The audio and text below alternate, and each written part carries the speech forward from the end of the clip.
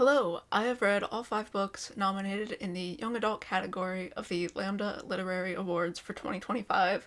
I will give you a brief overview of all 5 books, and then at the end of the video, I will tell you which one I think will win. If you've never heard of the Lambda Literary Awards, they are an organization that seeks to highlight outstanding queer literature. They've been around for decades. You've probably seen a book with one of their stamps on the cover for a nominee or for a winner. I've read various winners and nominees over the years, just by nature of reading gay books. If you read gay books, I'm sure you've heard of them. Do I have a habit of reading the Lambda nominees and picking the winners? No, I have never done this before. Have I picked other nominees for other awards? Absolutely not. I have never done this before, which means that I have never gotten a prediction wrong. And that means that you should listen to me. The reason I'm doing this is because I just so happened to read 3 of the books on this list, and the other 2 were sapphic, and this channel is called Mostly Sapphic Books, where I am on a mission to read every book about lesbians, and so naturally, those remaining 2 books were on my TBR, and I decided why not just read them before the awards are announced, and we'll see if I know what I'm talking about, or if I'm just a fucking idiot. The 5 books nominated are Icarus by Ancrum, So Let Them Burn by Kamilah Cole, Time and Time Again by Chatham Greenfield, Old Wounds by Logan-Ashley Kisner, and The Feastmakers by H.A. Clarke, who now writes as August Clarke, so I will probably call them August Clarke throughout most of this video. And I know what you're thinking. You only own a physical copy of one of these books, and you own 3 physical copies of all the other books in that series? You seem biased. I am. August Clarke is the only author whose entire catalog I've read. All of these other authors, these are the first books I've read from them. I've read nothing else from them. I know nothing else about them. I am an August Clarke fan, but I am going to look at this objectively. I am going to step into the role of a purely unbiased voter, judge, and decide which one I think objectively deserves to win this award. Based on various criteria that I have come up with myself, I did some math, I did a scoring system, and then I read the rules, and it's really only scored on 2 criteria, which is artistic value and gayness, the representation. And so, like, all of my rubric is maybe useless, but we're gonna talk about it anyway. We'll get into that at the end. So the first book I read on this list is Icarus by Ancrum, and I actually read this a year ago, so my memory of it is a bit splotchy, but I did like it. The basic premise of this is about a boy named Icarus, whose father is an art forger. They run this very elaborate scheme. There's a man in their town who owns all of these incredibly wealthy, lavish, expensive pieces of artwork, and they make forgeries. His father makes forgeries, and Icarus breaks into his house, steals the originals, replaces it with forgeries, and then they sell the originals. And Icarus leads this very lonely life.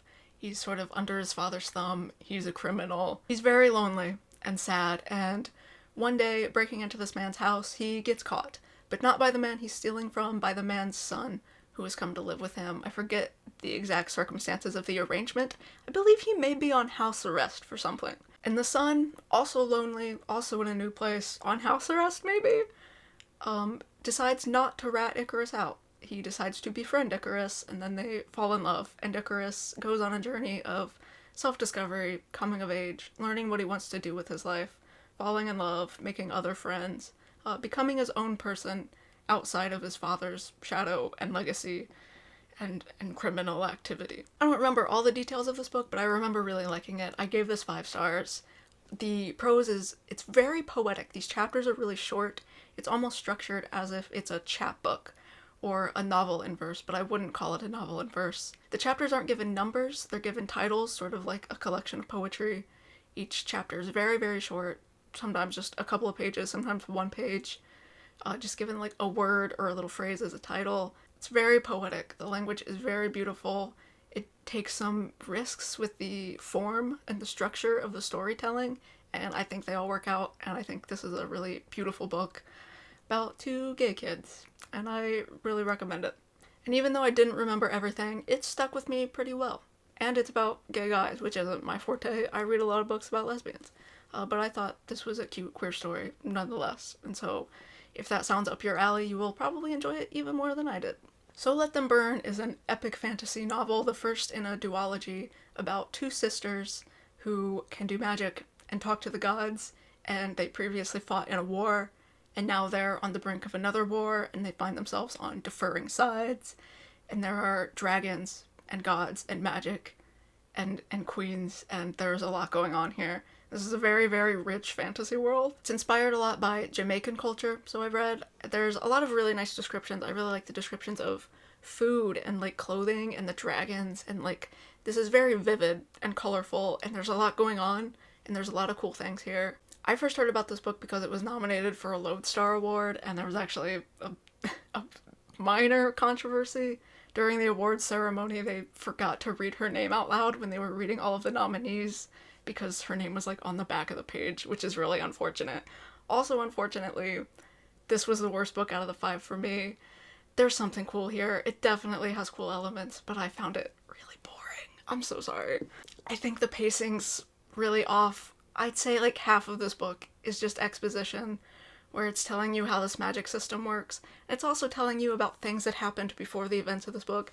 I actually thought this was the middle of a series, because it starts at this point where 5 years ago these characters were in a war. They were absolutely crucial in winning a war for their country when they were like 12 and 13, which is insane and crazy and so big. And in this book they're like 17 and they're like trying to stop a second war from happening, but the stakes of that are not anywhere near the stakes of them actively being in a war at 12 years old. And so the stakes are just, like, not there, and you're hearing about all this cool stuff that happened a long time ago, and you're like, wow, I wish that was a book I was reading instead of this book. I feel like a lot gets told to you. I feel like there's almost too much going on. Again, this is the first book in a series, so it's set up.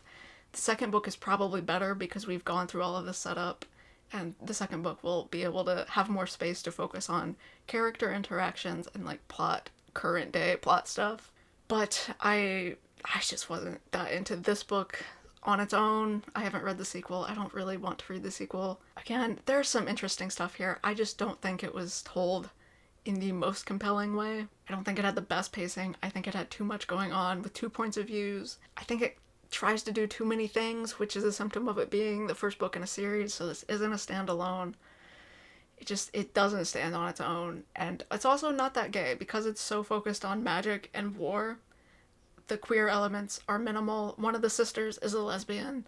She does have an ex-girlfriend she talks about. She has a new love interest that she, has a relationship with throughout the course of this book. But the other sister is possibly on the ace spectrum. It's not mentioned a ton, and it's only referenced a couple of times, and that's not a major factor of the book.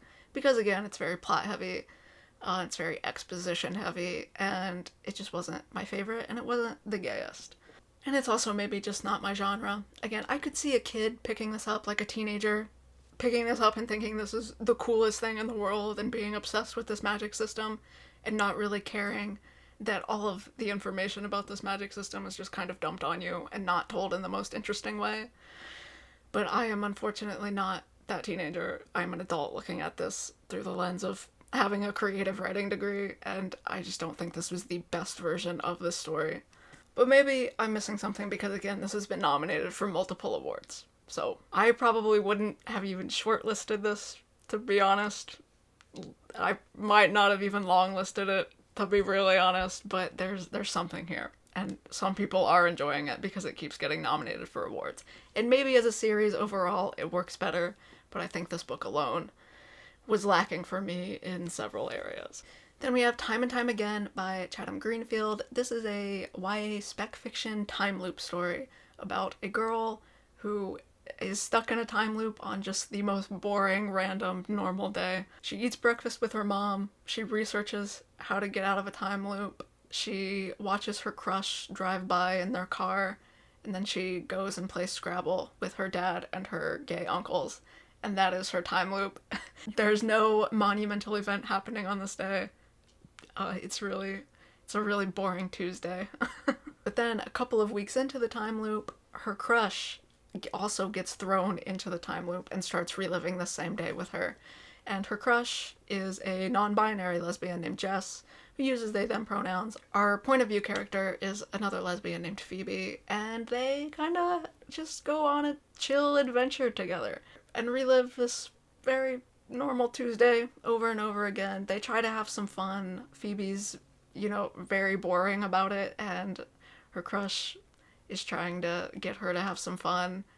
And Phoebe makes friends with Jess's friends and sibling, and they just kind of chill and fall in love, and it's pretty cute and simple, straightforward YA.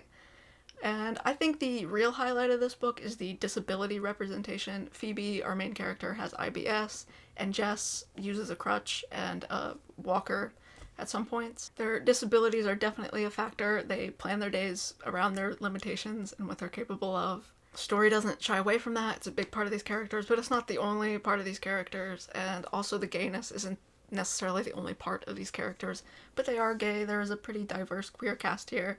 Again, Phoebe's gay, she has her gay uncles, we have a non-binary lesbian, which is cool, and in the friend group there's some gay guys, other non-binary people, bi people, so we've got a diverse little array of representation here. I thought this was good. I gave this one 4 stars. You know when you read a book and you're like, wow, that was good, that should win an award. And sometimes when you read a book you're like, wow, that was good, this was good. I don't know that I'd give this an award necessarily, but I liked it. I didn't really have any problems with it. There's a weird, very brief third act breakup that feels contrived based on an argument that doesn't make a lot of sense, but that goes away very quickly. There's at one point where Phoebe's mom believes that she's in a time loop. Like, Phoebe just tells her and she's like, yeah, I believe you. And I'm like, no, she doesn't. That wouldn't happen. But it was very inconsequential. Didn't matter. So any gripes I had with this were very minor nitpicks, but it also just didn't blow me away. It didn't knock my socks off. My socks are in fact still on. I'm not showing you my feet. You'll just have to trust me. But this was good. And it has been nominated for other awards as well. And it was a Reese's Book Club pick. So I guess Reese Witherspoon liked this. Is that what that means? I don't really know what Reese Witherspoon reads. I'm not familiar with the Reese's Book Club picks. But this is a pretty good book. I think this is really accessible. Anyone could read this. I think the disability rep is really the shining part of this, and like what really stands out for me. But maybe that's just because I read more queer rep than I do disability rep.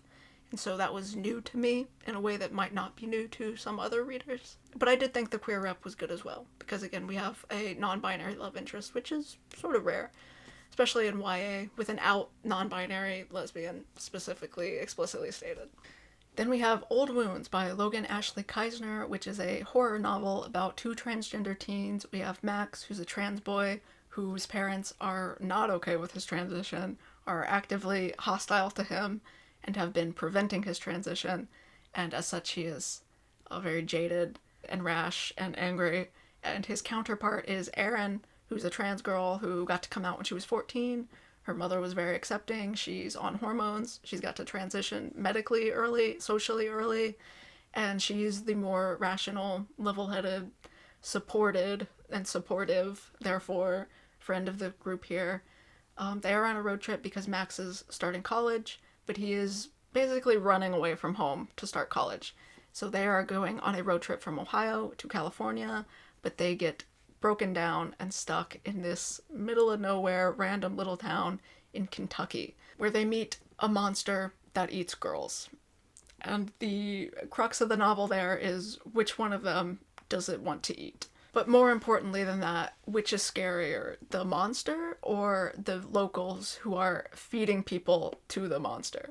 I think I overall liked this. This was kind of a mixed bag, but I think it's one of the books on this list that will stick with me the most. So for good things, I like that we had both a trans man and a trans woman as our main characters here. I like that they had different experiences and we could really see how their upbringings had influence their personalities and their behaviors. I like that Max was able to be a very rough around the edges character. He's not super likable, but he's very sympathetic. You understand why he got to be so rash and so illogical and desperate, because he is desperate to escape.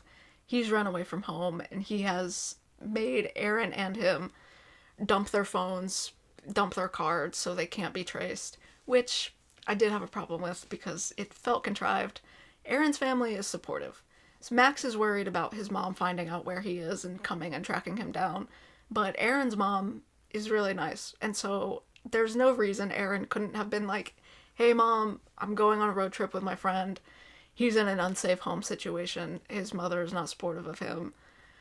Don't tell his mom where we are. It's not like he's a minor. He's 18. So she wouldn't be legally required to, like, report the location of a missing minor or anything like that. So I feel like Aaron's mom would have been on board with helping them. But instead, he makes Aaron cut contact with her family so that they are both completely untraceable. When there's really no reason for that, except that it adds to the horror element. When they are broken down in the middle of Kentucky, in the middle of nowhere, with a monster, and they have no contact to the outside world. So some of these plot points are contrived, but they do work for the horror elements. There are good horror elements in this when this really kicks off. There are scary moments. The monster is scary, but also the people feeding this monster are scary. They're a bunch of backwoods transphobes. You could argue that they're kind of shallow in their depiction of the way they treat these two kids. But I think this book overall is pretty surface level. There is no subtext here. Everything is on the page. All of these ideas are on the page. All of the morals and values and arguments and musings and postulations are directly stated to you. I would say this is skewed towards a younger YA audience, which has merit in that I think the younger you go, the less likely you are to find major explicit trans representation like this. And I think this book could get into the hands of some younger people who, trans or not, are reading about trans experiences for the first time. And I think that book is sort of catered to them, or to people who don't have a very tight grasp on the trans experience. I would say a lot of what these characters talk about, and they do talk a lot about their experience being trans, but a lot of it is very stereotypical in a way. I didn't learn anything from this as a mostly cis person. I don't think these are trans experiences that have never been written about before. But again, I don't think that's a problem if you're skewing towards a younger demographic who are just reading about this, or are maybe just at the beginning of their transitions themselves. I did have other problems with the pacing. So this book opens on them running away from home, but we get all these flashbacks to their experiences as children in their transition. So we'll get a little bit of the present day plot in the start of the road trip, then we'll get some flashbacks, a little more of the plot, and then some flashbacks. And it takes a while for the actual horror elements of this to get going. Probably like 50% of the way through the book when the horror really kicks in. And again, the horror is pretty good. I did like those moments. There are a lot of tense scenes, but it does take a while to get there. I think there's a lot of backstory, which, I mean, is good for the trans queer aspect of this, but did kill the pacing as a horror novel for me a little bit.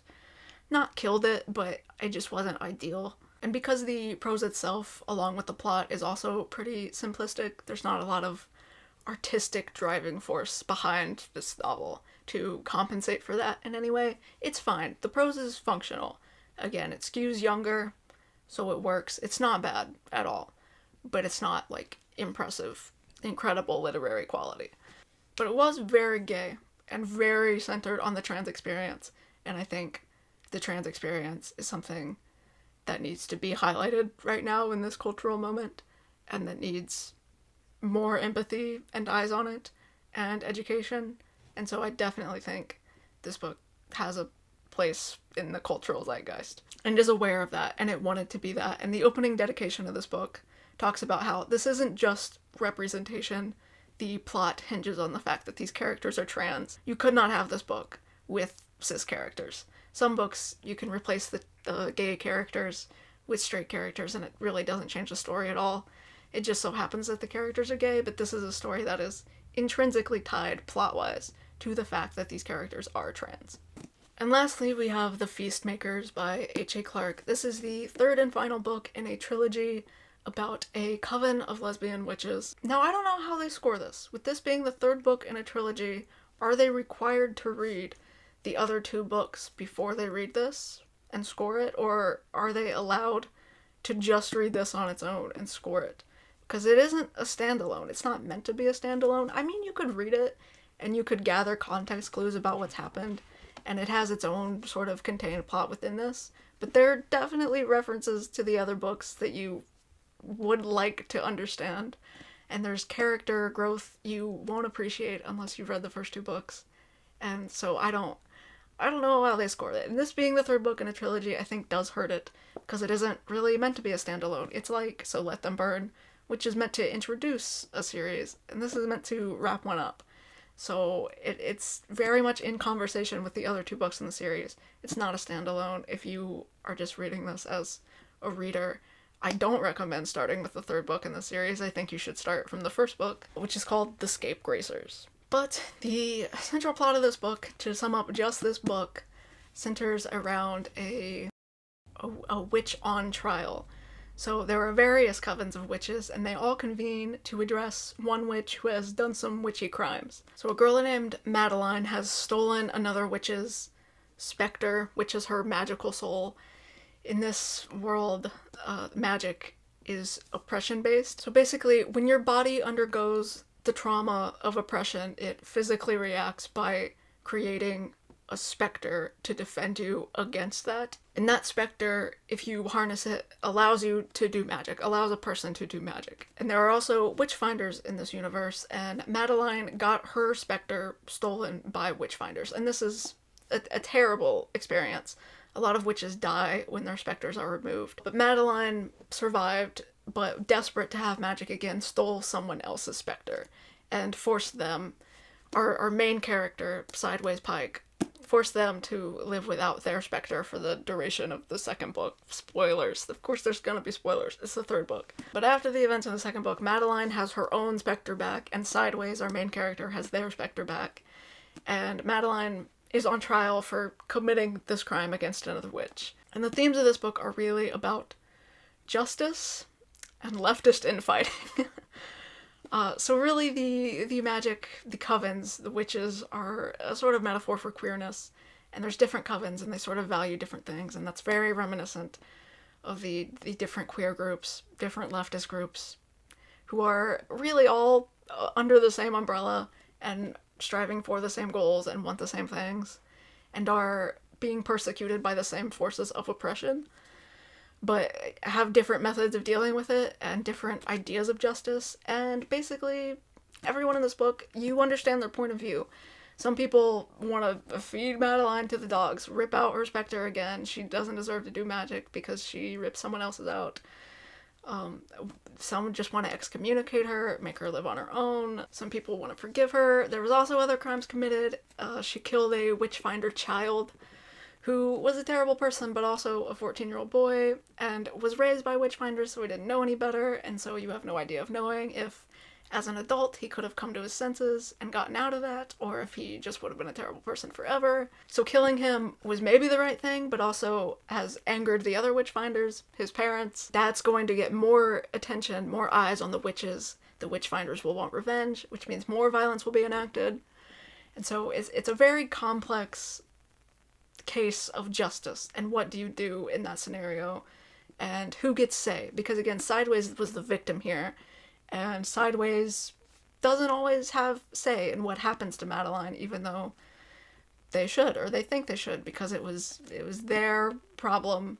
They should be able to decide some of the retribution and some of the stakes here, and basically everyone has a point. This is a really long, convoluted explanation section, but it's the third book in a series. Like, you can't really read this on your own. So anyway, questions of justice, and then there's a love arc, there's a friendship arc. Sideways is friends with a little coven with 3 other girls. They're in their senior year of high school, and so they're applying to colleges, figuring out where they're going to go, how they're going to pay for it, what they're going to do. Is their coven going to split up because they're going to different colleges? What are they going to do? Do they join other covens in the meantime? Do they stay together? What do they do? Right? There's all kinds of... It's coming of age stuff. It's the classic high school coming of age, leaving your friends, falling in love, but sort of told through the veneer of witchiness and covens and magic, and it's beautiful. I loved it. And I'm not doing a very good job explaining the plot, but like, it's the third book in a series. Just read the series. It's about a coven of lesbian witches and witchfinders and them just trying to survive in their own tiny little makeshift coven without resources, without the support of outside networks. It's a beautiful story of friendship. And I love it. And I love these characters. The biggest strength of this book is the prose. August Clarke has such a distinctive voice. This is so artistic. One of the qualities is artistic merit. And this absolutely nails that. You could give me a passage of August Clarke's writing, and I could identify it as August Clarke. That's how distinct it is. He has this way of stringing a series of adjectives together that have never been strung together before. I think his writing is beautiful. I think it's not necessarily for everyone. I've seen other people criticize it. Sometimes he gets overly descriptive, not in a purple prosy way, where it's just like pretentious, but he'll linger on details that don't really matter because he's able to describe them in such a fun way. You can argue that some of the description in these books is unnecessary, or too long-winded, or too minute, or maybe causes the pacing to suffer because it zooms in so micro-detailed onto certain things, but the writing itself is so beautiful that I don't care at all. I think August Clarke should be able to describe whatever he wants. The prose is absolutely beautiful. I think August Clarke is the best writer out of this group on a sentence-by-sentence, word-by-word prose level, for sure, and it's not particularly close. Icarus would be the closest second, and again, I read that a year ago, so I actually can't make an accurate comparison of the prose, because I don't have that side-by-side to compare fresh in my memory right now. But the prose in this is absolutely stunning, gorgeous, beautiful, incredible, lavish. This is described as a decadent work of absolutely feral genius, and that is a brilliant description by Sarah Gailey, who's also a good author. It is also incredibly gay. I think possibly the gayest of this bunch. I think there's an ephemeral quality to this writing that I can't describe in words, because I'm dumb, and also it's just that good. This is queer literature. Whereas all of the other books, and a lot of queer books that I read, they are books about queer people. This is a queer book. Something in the structure, something in the point of view of these characters are so culturally queer, inherently queer, that it gives a very different voice to the text that I don't see in a lot of books about gay people. And I read almost exclusively books about gay people. This stands out. This is something special. And maybe it's just something that speaks to me. Maybe that's not a universal feeling that everyone would pick up on reading this. But to me, this was so deeply fucking queer. And I'm not just talking about the representation, but there is a lot of queer representation in this. Our main character is a non-binary lesbian, so more non-binary lesbian rep, but I think this is better because it's our point of view character, whereas in Time and Time Again, that's just the love interest, who is a major character, but they're not the point of view character. We are in the point of view of a non-binary lesbian here.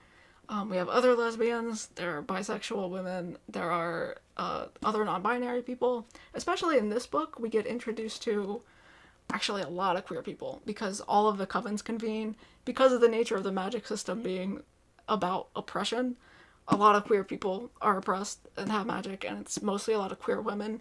But there are trans guys, there are trans women here. I feel like we get into sort of gender, sexuality crossovers that we don't get to see much. Like, there's a character in this named Blair who sideways doesn't know and is just meeting them, and describes them only as butch, and doesn't use pronouns for them because they don't know this person's pronouns. They classify butch almost as if it's a gender, which is a thing, but it sort of speaks, it's queer in a deeper sense than any of the other books on this list. I think it gets into some discussions about more niche queer identities, or subsets of the community.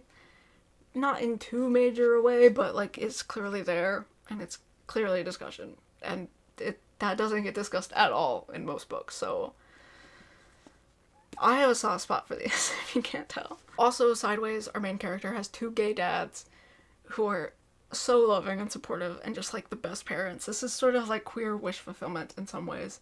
I mean, there's a lot of homophobia and transphobia and like people being hunted down for being queer and different and witches, but there's also a lot of beautiful wish fulfillment with like queer friend groups and community and people coming together even when they disagree, even being surrounded by community who you maybe don't necessarily entirely agree with on every single point, but you still recognize that you're still part of the same community and you rely on each other and you can learn from each other.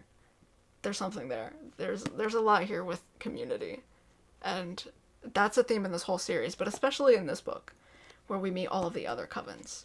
So, is gay, and it's very, very good and very prosy. And I think you should read it if you like lesbian witches, because that's what this is. And it's also very funny. The prose is decadent. It's funny at times. It gets dark, but it's a really fun fucking time. I didn't think it was a perfect book, though. I don't know if this is necessarily my favorite in the series.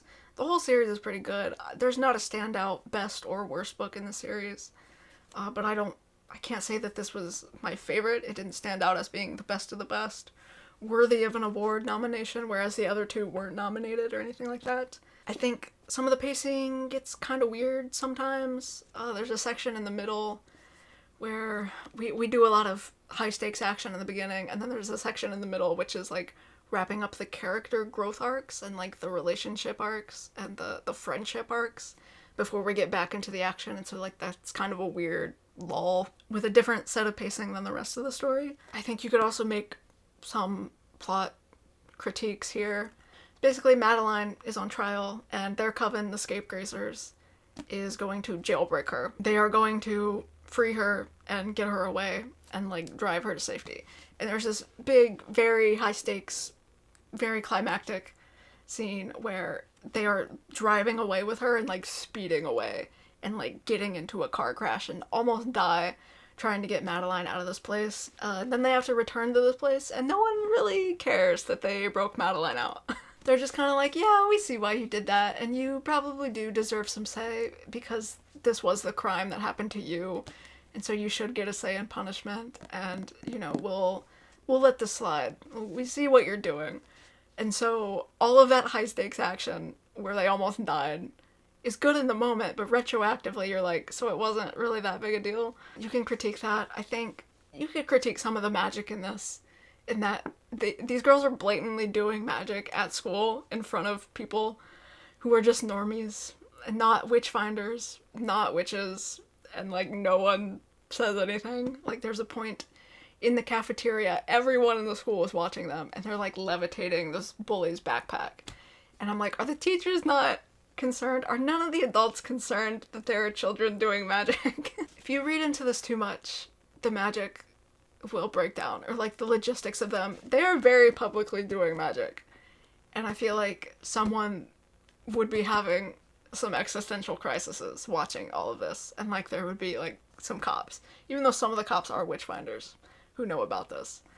But you could critique the plot here. You could critique the plot, and again, it doesn't work as a standalone because it's in a series.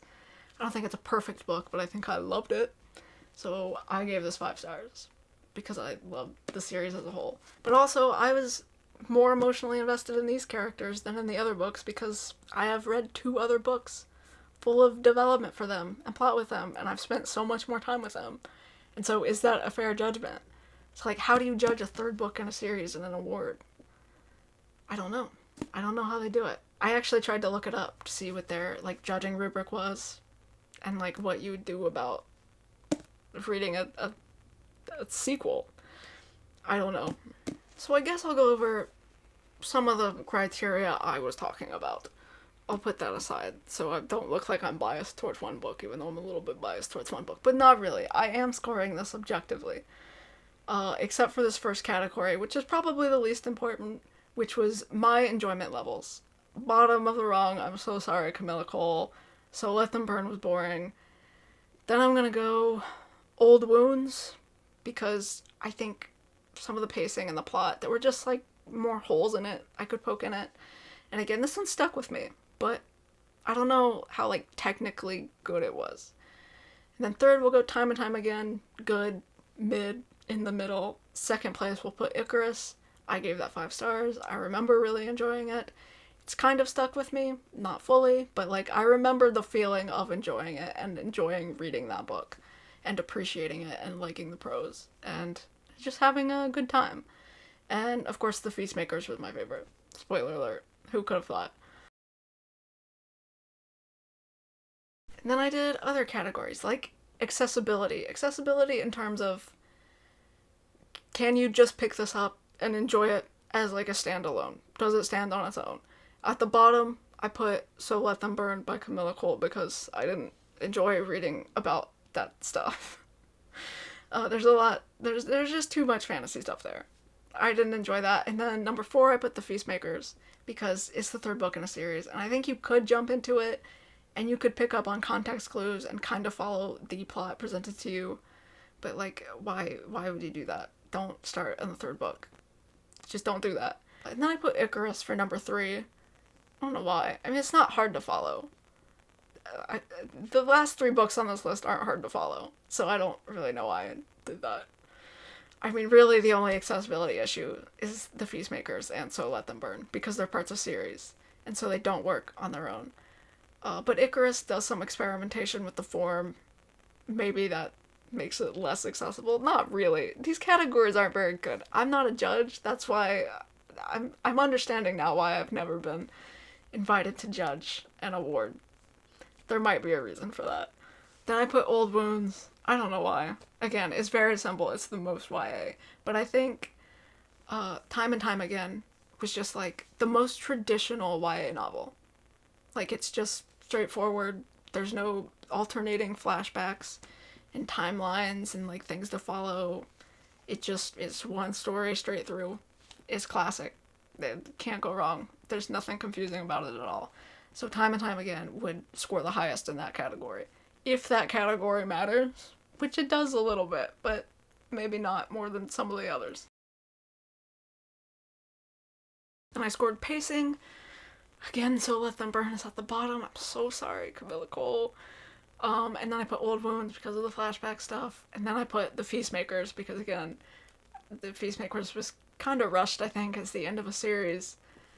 I heard the author talk about how they only wrote the 1st book and then came up with the plots of the 2nd and 3rd books, like, within 24 hours after selling the 1st book so that they could pitch it to the publisher, which is kind of funny, but, like, kind of shows that maybe it wasn't the most refined version of the story that it could have been. So I'll give it number 3 here. But parts of it are good. The parts that are really insane, like, are really impactful and great to follow. It's not hard to follow. It's just the pacing sort of goes all over the place a couple times. And then I put Icarus because why not? I guess that's where it goes, by process of elimination, because, again, Time and Time Again is just straight through. Great pacing. Doesn't dip, doesn't lull. There's no, like, big time skips.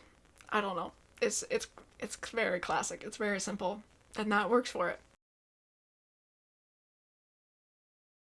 Then I had a category for most social impact. And this isn't necessarily in a gay sense, which means it's probably irrelevant because this is the Gay Awards. But I'm going to do it anyway. Most social impact, I'm going to put Icarus at the bottom. It is gay representation. It is say something about coming of age and community and finding yourself, which is important for the gay community. But, like, I don't know. It was, like, sad, poetic gay boys, which is, like, pretty in vogue. I've read Song of Achilles. I don't know how new that is. And there was some also representation for Ehlers-Danlos syndrome, EDS, which Icarus has, but that doesn't really come in until the end of the book. And he doesn't realize he has it until near the end of the book. And that's just kind of another little factor thrown in there, and it's not, like, a major theme, necessarily. And then I put So Let Them Burn. So not at the bottom. Not at the bottom. I think it's cool that it's Jamaican-inspired. I think it's culturally different than anything I've ever read. I liked the sense of color that brings to the story, and, like, the descriptions. I think the descriptions in this book were actually really good and, like, vibrant, and I could really picture this, and I thought it was a different take on like a classic magical teenagers saving the world and running countries and having dragons kind of story. So I think that's interesting. That's an interesting twist on this very popular genre right now.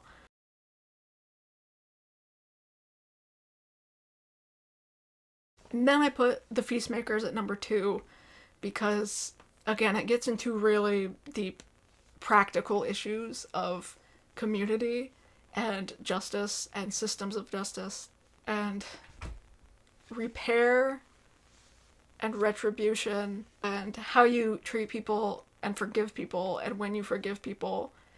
And it really presents a complex scenario of seeing all sides of an argument and understanding that every person in this situation makes a valid argument and you can absolutely understand their point of view. And how do you reconcile all of that? How do you reconcile these different systems and points of view and ideas that all have some merit but don't work together? You can't have all of them. So like, how do you do that? And how do you form a community? And how do you build bridges and build bonds with people who are a little different than you but ultimately have the same goal? And I think that's very relevant in this political climate. I think that sense of community, and especially queer community and leftist community, is very important, and I think this is approached in a really rational, reasonable, realistic way. It doesn't give you a straight answer, it just makes you think about this, and I think kids reading this will like that. Kids don't want to be treated like they're dumb by books. I think this book treats teenagers like they're smart, and they can grasp these concepts and come to their own conclusions. And I think that has a lot of value right now in the zeitgeist. And I also like that it had so much queer representation and niche queer representation of like a butch, non-binary lesbian main character, point of view character. There are some coming out stories, but they're not all coming out stories. Like Sideways, our main character is gay, does not need to come out. Everyone knows they're gay. I think it's important to have gay stories about teenagers that aren't just coming out stories. Because a lot of people, like, I came out when I was like 11. Okay, so like a 17-year-old coming out, that's a lot different than my experience. I want to read about 17-year-olds who have been gay for 6 years and like known they were gay for most of their life. And like that's more interesting to me, and I think that's a lesser seen point of view than just a classic coming out story. So I think the queer aspects of that are interesting and make a impact that not a lot of books make. And then I put Old Wounds at number 1 because, again, I think the trans discussion is important right now. And I think this spells everything out so surface level and so clearly and so simply that it shows the brutality of transphobia. It shows the effects of trans support on these kids' lives and how that affects them growing up and makes them better people. And I think this does the trans thing really well. It's really simple, but it works. And it's good. And I think that would be good for kids to read. And then getting into the only 2 categories that matter, I guess, based on their criteria of artistic value and gayness. We're gonna do artistic value, the prose, which I think is a pretty important aspect of a novel. I actually put Old Wounds at the bottom of this just because it's so straightforward. It's not bad by any means. It's just functional. It just works. It's for a younger audience. It's fine. It's nothing exceptional. And it's not trying to be, so it does feel a little mean to criticize it for that. But just out of this list, I don't think it was the most artistic. You know what I mean? And then number 4, Time and Time Again, straightforward. It's not really trying to be super artistic, so it doesn't stand out as any elevated prose. But it works. It's functional. It's not bad at all. But it's just fine. And then number 3, Kamilah Cole, not at the bottom. Again, So Let Them Burn had some great descriptions. There's clearly an eye this author has, and she was really great at describing things, and was trying to do better description than the other 2 books below it were trying to do.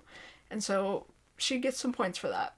I do think some of the emotional stuff is overwritten, or sometimes underwritten, but the prose on a sentence by sentence level is pretty nice to read. And it's very vivid. I could picture this pretty well, and I did like that about this book.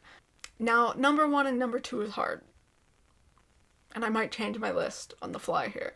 I might put Feastmakers at number 2. Again, I do think August Clarke is the best author here. I did go through and reread like the first few pages of Icarus just to get a sense of the prose again, and I wasn't blown away the way I am constantly blown away by August Clarke. But I think the structure of Icarus is more experimental and is taking a risk more and trying to do more. And I think the sort of brevity of it actually aids to the prose and makes it very punchy and efficient. And again, in the Feastmakers, sometimes August Clarke goes off on a little tangent about a cute little detail he wrote because he's great at writing details. And I don't fault him for that because I really, really enjoy those moments. And you can see how talented he is as an author. But maybe they aren't always totally necessary for the story, whereas Icarus was very effective and it uses its space well and doesn't overwrite at all in that way. And so maybe for the risk-taking and the experimentation and the difference in format of that book compared to all of these other books, maybe Icarus takes the number 1 spot for best prose here. Even though August Clarke is the best prose author, so like they kind of share number 1. But it just depends on what you want out of a book. And then we have the gayness category. So Let Them Burn at the bottom. Again, so plot heavy that the gayness just not there. You got one gay sister, maybe an ace sister, but it wasn't explicitly stated because it's meh. It's just so focused on plot. It's just not that gay. It's gay. And it is a queer normative world where you'll get reference to like some man has a husband and some woman and her wife. And so it is a queer normative world, which is cool. And I like that. And I think there's absolutely value in having just books where the characters just happen to be gay. And they could be straight and it wouldn't change the story at all. But just to have some gay characters. It's totally normal. Totally helps for normalizing gay people in day-to-day life. Totally has a place in literature. Totally has cultural value. Love it. But it's just not that gay for the Gay Book Awards. So it's on the bottom, unfortunately. And then in 4th place, we have Icarus. And it is about gay guys. But like, I don't know. It feels more, from what I remembered, about a journey of Icarus's self-discovery and becoming his own person and learning about himself. And it's less a romance. It's not really a romance novel. It's a coming-of-age novel. And the gayness is only part of him realizing who he is. He realizes other things about himself in the meantime. So it's just like not ultra gay. Then we have Time and Time Again by Chatham Greenfield. Pretty gay.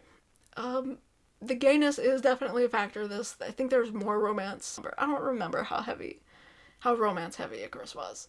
But Time and Time Again is very focused on the romance. It's very focused on like this little tight-knit group of queer people. And again, it does focus some on transphobia and just being misgendered and the intersection of sexuality and gender and being a non-binary lesbian.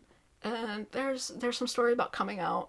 Jess is out, but Phoebe isn't out to everyone. And so coming of age in a very queer sense is a big part of that book. But I also think like the disability was maybe even a bigger part of the book than the queerness. But they're both pretty big parts of the book. It's a pretty gay book, so it gets a pretty high ranking. And then again, number 1 and number 2 are quite hard to distinguish between the Feastmakers and Old Wounds. Because again, Old Wounds is very much about trans people, and it needs to be for the plot. But I can't argue that the Feastmakers is the exact same way. The nature of like the whole magic system in this world is based around queer oppression, basically. I think this has a larger variety of queer experiences mentioned. I think it has more unique queer experiences, for sure. But there's something about Old Wounds being so just explicitly simple that makes it super gay in a way that I think maybe these award judges might be drawn to. Again, that is literature about queer people. This is like queer literature. This is like for people who are super gay and like know they're gay and have been gay and are like immersed in the gayness and the culture. And I think Old Wounds feels more accessible to like a cishet audience that knows nothing about transness or gayness or queerness. They could pick that up and follow that a little more easily than this. I mean, they could pick this up, but I think they'd be missing some of the feeling of this book. And like, they wouldn't quite understand how gay it is, or they'd be like befuddled by some of the gender stuff in this. It's gayer in a deeper, advanced gay. Old Wounds is trans 101, and this is like trans queer 301. It's a higher level of gay, and so it depends on if you want an entry level text or something more advanced. And I don't know what these judges want, or like what the Lambda Awards want. Do you want something that's very accessible to a wider, younger audience, or do you want something that is deeply queer for the queer community? And again, not that cishet people couldn't read this, but like, this is for the queers, and it was written for the queers, like with the queers in mind, in like the queerest way possible. This doesn't hold back on its gayness in any right. I don't really want to say the Old Wounds holds back, but it's just introductory by nature of them being younger and talking a lot about when they were even younger and like their childhood experiences being trans. It just feels simpler in a way, so that just depends on what kind of gay book you want. I mean, I want this one, but that's because I've been gay for 20 years almost. That's a lot. But the kids reading this would not have been gay for 20 years, because they're not even 20. So, I don't know how the judges will judge that. So it's really a toss-up. But both of these books are very, very gay, and very centered around the gayness, and the plot heavily depends on the gayness. So, you could make an argument for either one. That being said, which book is going to win? Doing the numbers, doing the math. I did the maths, and it said the Peacemakers would win. But, I don't know if that's true. Because again, there are other factors to consider. Even if you look at just the two categories that the Lambda Awards say they focus on, the prose and the queerness, this would win. This ranks very highly in both of those, in the top two of both of those categories. But I think you have to consider other factors. This isn't a standalone. And I just feel like that hurts it. I feel like the numbers said this would win partly because I want it to win. I mean, I won't be mad if this wins. I want this to win. I'm kind of rooting for this. But my gut says Icarus. I kind of feel like Icarus is gonna win. Because it is gay. It's sad, poetic gay boys. I feel like that's in vogue. People like sad, poetic gay boys. I was actually surprised that this book isn't more popular than it is. Like, I just assumed everyone would be reading this because sad, poetic gay boys are in, and it's a very well-written piece, and it's a good book, and it hits all the emotional beats, and it's a good coming-of-age YA, and it's gay, and people like gay boys. I remember being surprised that my library had it available, and not available as in I'm surprised they owned a copy, available as in I'm surprised I didn't have to put it on hold. I just got to read it, and it was shortly after release. Because again, this seems like a book that would be really, really popular, and it must just be kind of under the radar. And maybe if it wins an award, that'll boost its visibility, and then I think this would sell really well and like be really successful. I'm not sure why this isn't a bigger book, to be honest. Because again, the prose is beautiful, and it's a really fast, easy read because the chapters are so short. You just kind of blow through it, and you're always like, oh, one more chapter, one more chapter, one more chapter. It's a standalone. I think that's great. You could pick this up and enjoy it and get the full story right then and there. Fast-paced, not too long. Great subject matter, artistic subject matter, literally, because it's about art, but also the way it's told is very artistic. It's gay. It's pretty gay. It's not so focused on the plot that it isn't gay at all. It's definitely gay. So I just feel like Icarus has a really good chance here.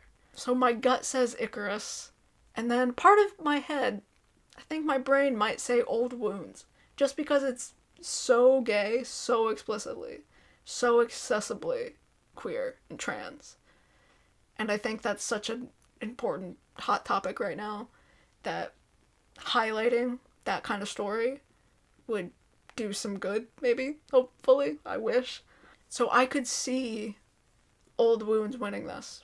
I could see them voting for that for certain reasons. It really depends on what the judges are looking for here, because it's not the most directive criteria where it's like, here's 15 things that we're gonna score based on numbers, and a book has to hit all of these things, and you can clearly see where certain books are lacking in certain categories. It's very subjective, their grading process, and so it's just up to the judges and what they feel like.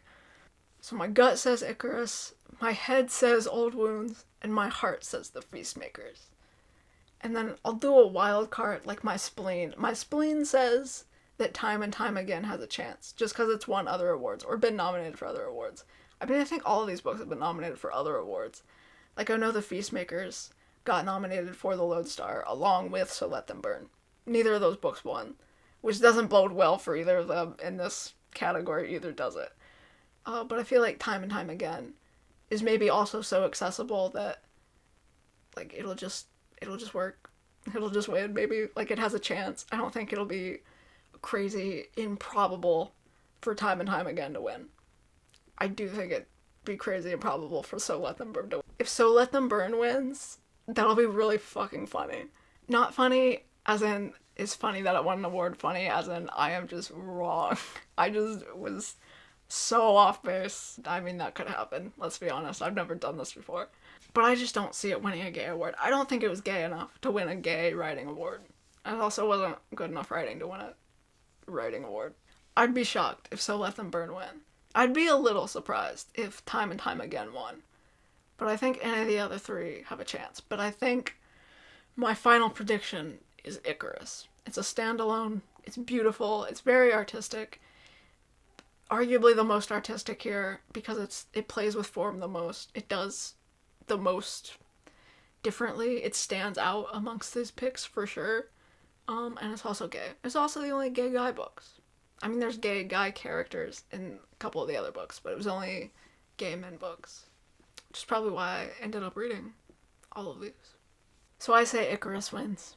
But if The Feastmakers wins, I will not be mad about it. And I think August Clarke deserves awards for his writing because it's incredible. He is also nominated for the adult speculative fiction category for his book Metal from Heaven, which was brilliant. I haven't read any of the other books in that category, but, like, just give this one an award. This is a book you read and you're like, give that an award. This book, again, I read this and I'm like, I love that, but I didn't necessarily come away being like, yeah, that's definitely gonna win all kinds of awards, because it's not a standalone, and various plot reasons. But this is a swing, epic revenge tale, sapphic fantasy about bandits and capitalism. This is a banger.